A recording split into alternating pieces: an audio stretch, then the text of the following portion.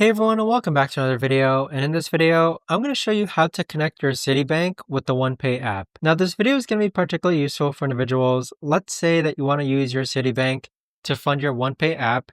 How do you actually connect both of them together? So first things first, let's log on to the OnePay app. Next, on the upper right hand corner, click on your profile name, then click on account, then click on linked accounts, then click on link bank account, and then it's going to redirect you to Plaid. Plaid is what OnePay uses to keep your data secure.